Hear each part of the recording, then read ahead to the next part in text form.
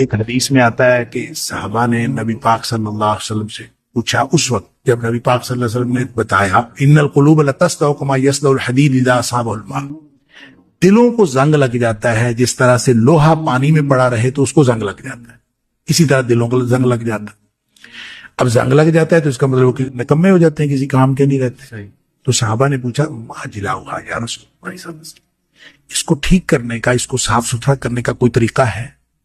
آپ نے فرمایا کثرت ذکر الموت و تلاوت القرآن، موت کو بہت زیادہ یاد رکھنا اور قرآن پاک کی تلاوت کرنا، یہ دو چیزیں ایسی ہیں جو دلوں کا زنگ اتار۔ کہ یہ جو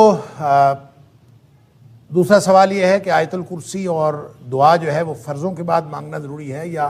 سنتیں وغیرہ پڑھنے کے بعد انسان آیت الکرسی پڑھ لے اور دعا مانگ لے؟ اصل میں سوال کا تعلق اصل میں اس حدیث کے ساتھ ہے جس میں نبی اکرم صلی اللہ علیہ وسلم نے فرمایا، دو الگ الگ حدیثوں میں۔ ایک حدیث میں تو یہ ہے کہ جس شخص نے فرض نماز کے بعد آیت الکرسی پڑھی، یعنی جو پڑھتا ہے ہمیشہ، اس کے اور جنت کے درمیان صرف موت کا فاصلہ رہ جاتا ہے۔ جو ہی وہ فوت ہوا وہ ڈائریکٹ جنت میں چلا جائے گا، اللہ تعالیٰ ہم سب کو اس میں سے بنائے۔ ایک تو اس کا تعلق اس حدیث کے ساتھ ہے، اور دوسرا یہ کہ نبی کریم صلی اللہ علیہ وسلم نے جو دعا کی قبولیت کے اوقات بتائے ہیں، اس میں ایک فرضوں کے بعد کا جو وقت ہے اس کو دعا کی قبولیت کا وقت بتایا ہے۔ تو ان دونوں حدیث سے تعلق رکھتا ہے یہ سوال کہ وہ جو دعا مانگنی ہے یا جو آیت الکرسی پڑھنی ہے، کیا وہ لازمی طور پر فرضوں کے فوراً بعد مانگنی اور فرضوں کے فوراً بعد آیت الکرسی پڑھنی ہے، یا بعد میں جو سنتیں وغیرہ پڑھنی ہوتی ہیں، انسان جب سنتیں پڑھ کے فارغ ہو جائے تو اس کے بعد پڑھ لے؟ تو کیا اس اصل میں بات یہ ہے کہ نبی کریم صلی اللہ علیہ وسلم کی ان دونوں حدیث میں صلاۃ المکتوبہ کا ذکر ہے، یعنی فرض نماز کی بات ہے، لہٰذا آیت الکرسی کے لیے بھی اور دعا کے لیے بھی ایک تو بات یہ ذہن میں رکھیں کہ اس کا تعلق فرض نمازوں کے ساتھ ہے، فرضوں کے بعد ہی آیت الکرسی پڑھنی چاہیے اور فرضوں کی بعد ہی دعا کرنی چاہیے۔ البتہ دعا کے بارے میں نبی اکرم صلی اللہ علیہ وسلم نے الگ سے کوئی، جس کو ہم دعا کہتے ہیں اصطلاحاً، کہ فرضوں کے بعد ہاتھ اٹھائیں اور ہاتھ اٹھا کر دعا کریں، چاہے وہ جماعت کے ساتھ ہو اور چاہے وہ جماعت کے بغیر۔ اس کے بارے میں ایک بہت لمبی بحث ہے اور اس کے بارے میں کتابیں بھی لکھی گئیں کہ فرضوں کے بعد اجتماعی دعا جو ہے وہ جائز ہے یا ناجائز ہے۔ میں اس ساری بحث سے قطع نظر یہ عرض کرنا چاہ رہا ہوں کہ اجتماعی دعا کو آپ چھوڑیں، انفرادی دعا بھی، کہ نبی کریم صلی اللہ علیہ وسلم نے فرضوں کے بعد ہاتھ اٹھا کر دعا کی ہو اور مستقل آپ کا یہ طریقہ ہو کہ آپ ہاتھ اٹھا کر دعا کرتے تھے، ایسا کوئی طریقہ نبی کریم صلی اللہ علیہ وسلم نے ہمیں نہیں بتایا۔ نہ وہ اجتماعی دعا کے بعد ہے، اجتماعی نماز کے بعد ہے، نہ ہی وہ انفرادی نماز کے بعد۔ اور پھر جب نبی کریم صلی اللہ علیہ وسلم یہ فرما رہے ہیں کہ جو دوبر کل صلات، ہر نماز کا جو آخر ہے اس کے پیچھے جو ہے وہ نماز کے دعا کی قبولیت کا وقت ہے، تو یہ کیسے ہو سکتا ہے کہ نبی کریم صلی اللہ علیہ وسلم ایک بات ارشاد فرمائیں کہ وہ دعا کی قبولیت کا وقت ہے اور خود نبی کریم صلی اللہ علیہ وسلم سے ایسا کوئی عمل وہ موجود ہی نہیں ہے کسی صحیح حدیث میں کہ نبی کریم صلی اللہ علیہ وسلم ہر نماز کے بعد دعا مانگتے ہوں، ایسا کچھ نہیں ہے۔ تو یہ ایک سوال پیدا ہوتا ہے، اور اس سوال کا جواب یہ ہے کہ نبی کریم صلی اللہ علیہ وسلم کا معمول یہ تھا کہ آپ جو تشہد میں دعائیں مانگتے تھے، آخری تشہد میں درود شریف پڑھنے کے بعد، وہ دعائیں محدود نہیں تھیں جس طرح ہم نے محدود کیا ہوا ہے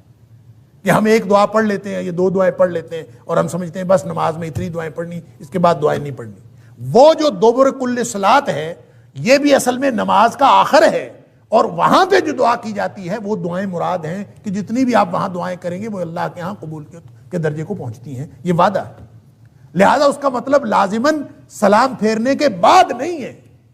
سلام پھیرنے سے پہلے کی دعائیں،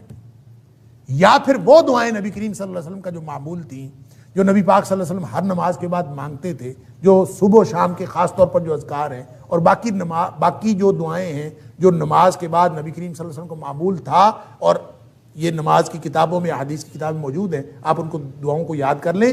اصل میں اس سے مراد وہ دعائیں ہیں جو نبی کریم صلی اللہ علیہ وسلم تسلسل سے اور ہمیشہ معمول کے مطابق مانگتے تھے۔ اس میں سے 4-5 دعائیں تو ایسی ہیں جو تشہد میں نبی کریم صلی اللہ علیہ وسلم کبھی قضا نہیں کرتے، ہمیشہ پڑھتے تھے، اور باقی اس کے علاوہ جو دعائیں ہیں وہ آپ اگر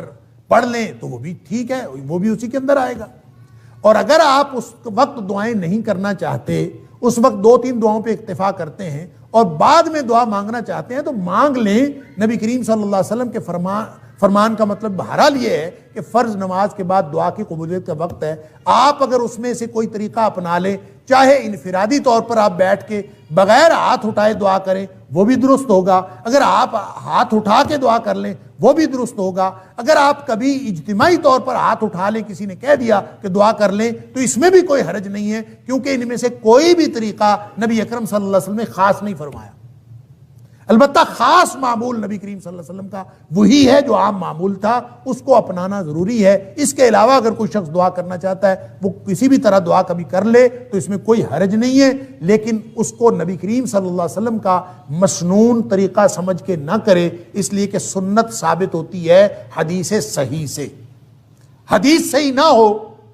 اور صحیح حدیث سے نبی کریم صلی اللہ علیہ وسلم کا عمل ثابت نہ ہو تو اس سے سنت ثابت نہیں ہوتی۔ لہٰذا جو ہماری بہن نے سوال کیا ہے اس کا جواب یہ ہے کہ جو دعا مانگنی ہے وہ چاہے آپ تشہد میں مانگیں سلام پھیرنے سے پہلے، چاہے اس کے بعد مانگیں، اور چاہے آپ ہاتھ اٹھا کے مانگیں، چاہے ہاتھ اٹھائے بغیر مانگیں، لیکن بہرحال یہ جو دعا کی قبولیت کا وقت ہے یا آیت الکرسی پڑھنے کا وقت ہے یہ فرضوں کے بعد کا ہے، جو قبولیت کا وقت بتایا گیا ہے یہ سنتوں کے بعد کا نہیں ہے۔ بہرحال دعا تو کسی بھی وقت مانگی جا سکتی ہے۔ اللہ تعالی ہم سب کو درست طرز عمل کی توفیق عطا فرمائے۔ واللہ اعلم بالصواب۔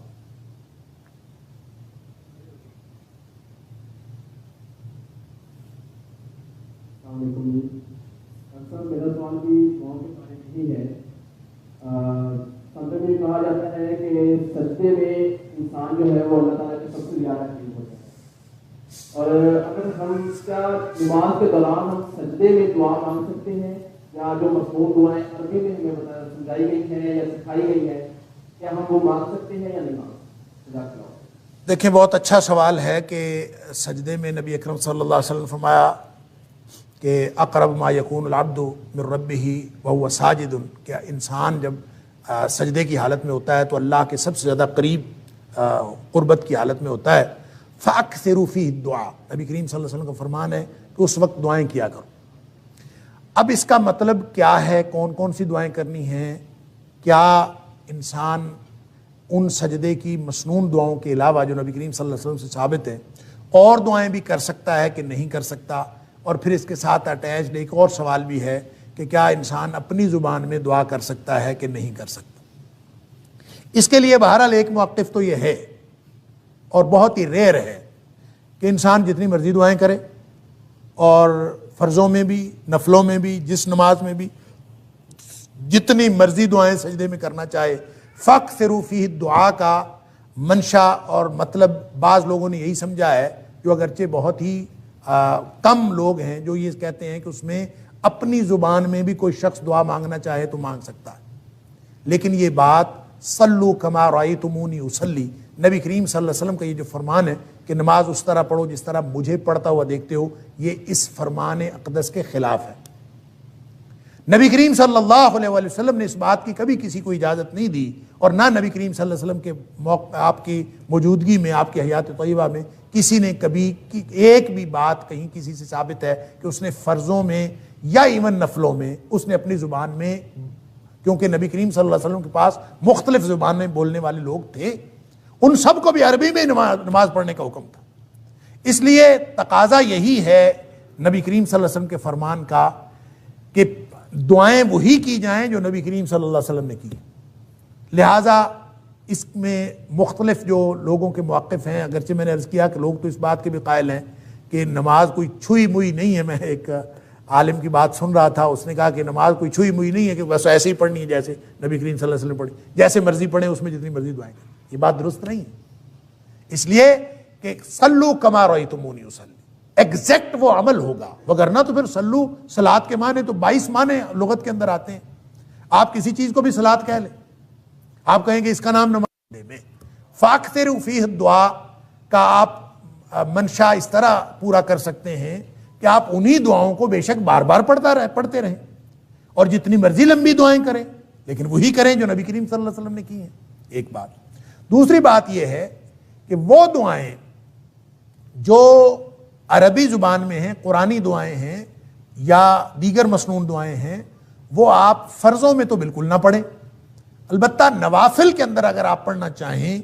تو دیگر دعائیں جو قرآنی اور مسنون دعائیں ہیں وہ جتنی مرضی پڑھنا چاہیں وہ نوافل میں پڑھ سکتے ہیں. یہ میری رائے ہے، ضروری نہیں ہے کہ آپ اس کے اوپر عمل کریں، ہو سکتا ہے میری رائے بالکل غلط ہو. اور تیسری بات یہ ہے کہ اپنی زبان میں اگر کوئی بات کرنی ہو اللہ کے ساتھ سجدے کی حالت میں تو اس کے لیے ضروری یہ ہے کہ آپ نماز میں نہ ہو. اگر نماز میں کریں گے تو نماز تو نبی کریم صلی اللہ علیہ وسلم کے طریقے کے مطابق پڑھنی پڑے. اگر آپ نے اپنی زبان میں اللہ سے باتیں کرنی ہے سجدے کی حالت میں تو ویسے سجدے میں چلے جائیں. آپ تہجد پڑھیں اور تہجد پڑھنے کے بعد سلام پھیرنے کے بعد آپ نے دعائیں کرنی ہے دیگر اپنی زبان میں، آپ حالت سجدے میں چلے جائیں اور سجدے میں جا کے جتنی مرضی دعائیں کریں. اور وَهُوَ ساجدٌ، وہ آپ اس کیفیت میں ہیں، سجدے کی حالت میں ہیں اور اللہ سے اس کیفیت میں یہ اسی طرح سے ہے جیسے ہاتھ اٹھا کے اللہ کے رسول صلی اللہ علیہ وسلم فرمایا کہ جو شخص ہاتھ اٹھا کے دعا کرتا ہے اللہ تعالیٰ فرماتے ہیں کہ مجھے شرمندگی محسوس ہوتی ہے کہ میں اس کو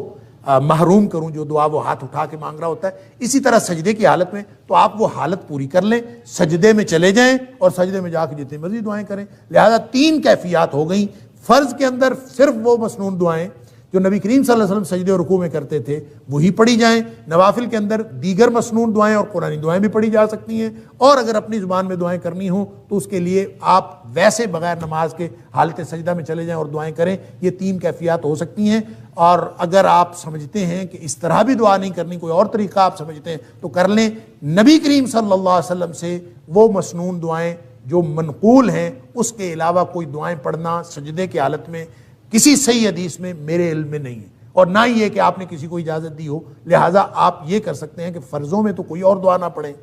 نفلوں میں دیگر دعائیں مسنون پڑھ سکتے ہیں اور بغیر نوافل، بغیر فرائض کے، بغیر